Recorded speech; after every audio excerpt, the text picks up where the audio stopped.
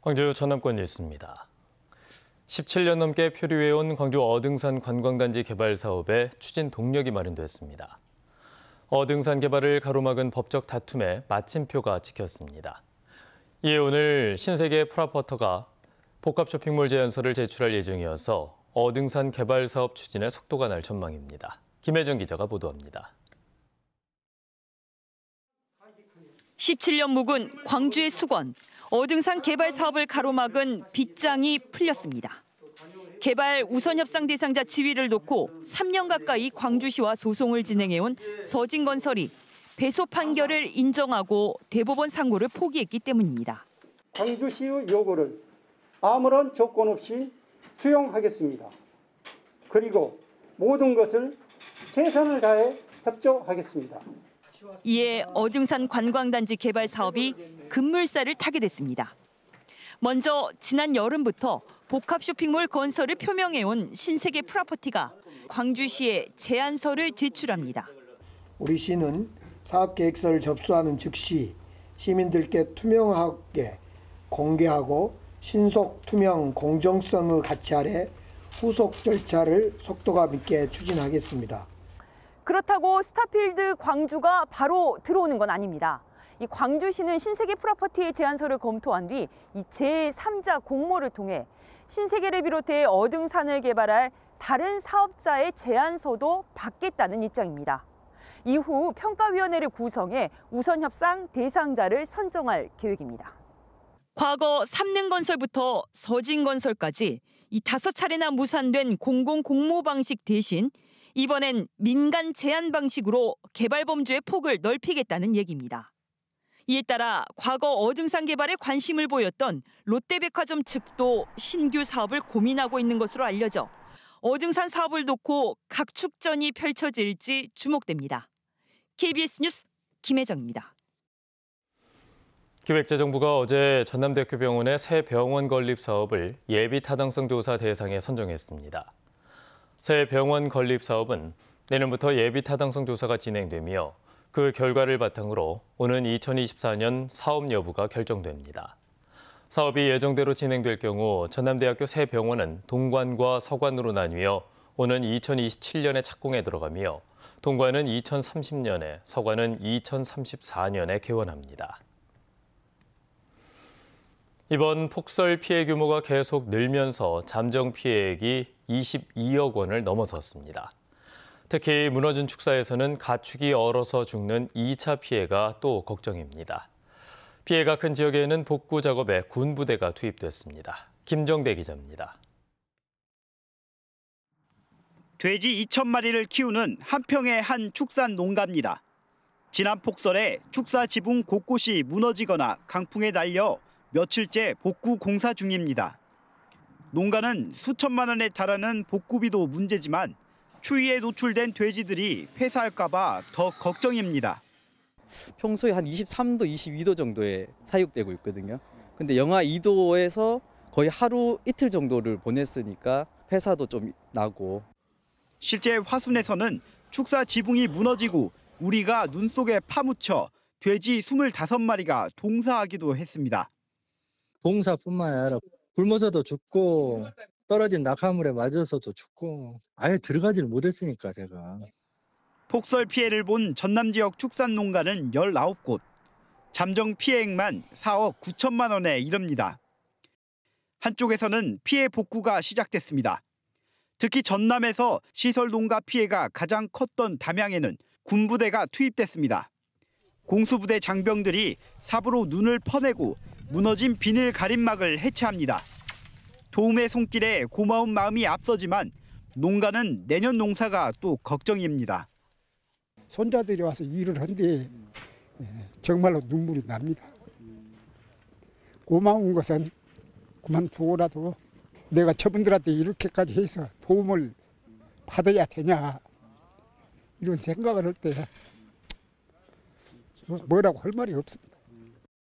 현재까지 접수된 대설 피해 신고는 광주 시설하우스 22개 동, 전남은 하우스와 축사 등 328개 동으로 잠정 피해액은 22억 원을 넘겼습니다. 광주시와 전라남도는 다음 주까지 피해 신고 접수와 조사에 나선 뒤 본격적인 지원에 나설 방침입니다. KBS 뉴스 김정대입니다. 어제 오후 4시 30분쯤 영암군 금정면의 한 태양광 발전소 에너지 저장장치 보관시설 한계동에서 불이 나 소방당국이 15시간째 진화 작업을 벌이고 있습니다. 소방당국은 오늘 새벽 1시 55분쯤 큰 불길을 잡았으며 연소 확대를 위해 현장에 장비 넉 대와 인원 13명을 투입해 잔불을 감시하고 있다고 밝혔습니다. 해당 태양광 발전소에는 에너지 저장 장치 800여 개가 보관된 것으로 알려졌으며 경찰과 소방당국은 불이 꺼지는 대로 정확한 화재 원인 등을 조사할 계획입니다. 올 한 해를 되돌아보는 기획보도 순서입니다.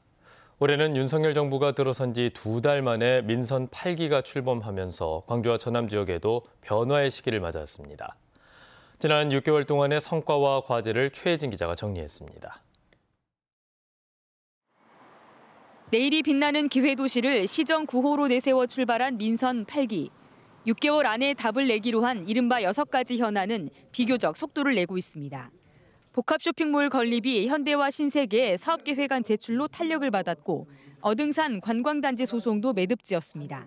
인공지능 영재고와 인공지능 2단계 사업비를 확보하는 등 국비 성적표도 나쁘지 않았습니다. 수건 사업들을 추진하고 기회도시로 도약할 수 있는 발판을 마련했습니다.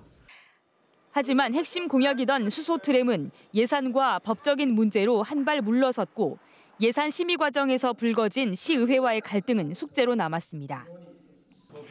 민선 8기에도 도정을 이끌고 있는 김영록 지사는 역대 최대 규모인 8조 6천억 원의 국비를 확보하는 성과를 냈습니다. 하지만 흑산공항 사업이 또 해를 넘기게 됐고 국립의과대학 유치도 답보 상태입니다. 에너지 신산업 등 미래 성장 동력인 첨단 전략 산업 기반을 확보했습니다. 새해에는 광주와 전남의 상생 현안인 반도체 특화단지 조성과 광주 군공항 이전 사업이 가시화될지가 관건입니다. 7대 공약 15개 과제, 어떤 중앙정부를 움직여서 그 계획들이 이 낙후된 우리 지역에 잘 추진될 수 있도록 소통과 협치도 민선 8기 추진 동력의 핵심 요건이 될 것으로 보입니다. 지방자치를 움직이는 4바퀴 수레라는 표현을 씁니다. 제가 장과 의회와 주민과 공무원입니다. 어느 한쪽이 바퀴가 앞으로 나가지 못하고 돌기 시작하면 그 전체 수레 자체가 앞으로 나가지 못하고 돌게 되는 것이죠. 윤석열 정부와 함께 2년차를 맞는 민선 8기. 균형 발전을 위한 디딤돌을 놓는 한 해가 될지 주목됩니다. KBS 뉴스 최진입니다. 민주당 전남도당이 여론조사 업체에 의뢰해 수도권에 사는 전남 출향인 1,335명을 대상으로 고향사랑 기부제에 대한 인식조사를 벌인 결과 91%가 제도를 모른다고 답했습니다. 또 얼마를 기부할지에 대해서는 3만 원 미만이 39%, 5만 원에서 10만 원 미만이 21.9% 순으로 응답했습니다. 또 기부 동기는 애향심을 선택한 사람이 21.8%로 가장 많았고 세금 감면 19.4%, 농산물 수령 10.7% 등으로 나타났습니다. 다음은 희망 2023 나눔 캠페인 이웃돕기 성금을 보내주신 분들입니다.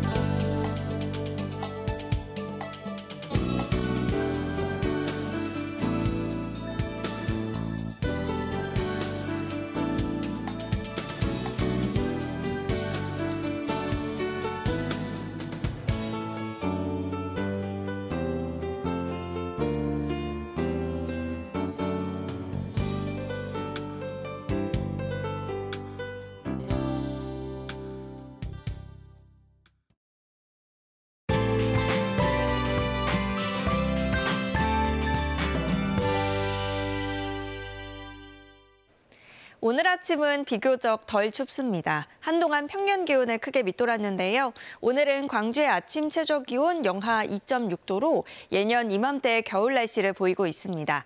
다만 낮 동안 기온이 크게 오르지는 못하겠습니다. 3도로 어제보다 2, 3도가량 낮겠고요. 바람이 약간 강하게 불어서 체감 온도는 더 낮겠습니다. 아직 지난주 눈이 녹지 않은 곳들도 많은데요. 전남 서해안 지역은 오늘 밤부터 다시 눈 예보 들어 있습니다. 양은 1cm 안팎으로 많지는 않겠지만 밤사이 내리는 만큼 교통안전에 각별히 주의하셔야겠습니다. 오늘 대체로 구름 많겠고요. 우리나라로 초미세먼지가 유입되고 있지만 오늘 광주 전남 지역은 미세먼지 농도 보통 수준으로 영향이 크진 않겠습니다. 지역별 기온 살펴보겠습니다. 아침 기온 담양 영하 6도, 장성 영하 7도로 어제보다는 1에서 4도가량 높지만 여전히 전남 내륙 지역은 영하 5도를 밑돌아 춥습니다.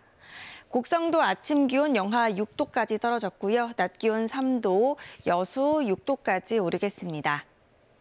목포의 한낮 기온 5도, 영암 6도, 강진과 해남 7도로 어제와 비슷하거나 1에서 3도가량 낮겠고요. 신안을 비롯한 도서 지역은 6도가 예상됩니다. 바다의 물결은 전해상에서 비교적 잔잔하겠습니다.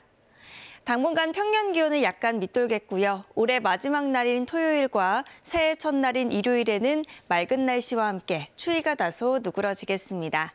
날씨였습니다. 뉴스를 마칩니다. 여러분 고맙습니다.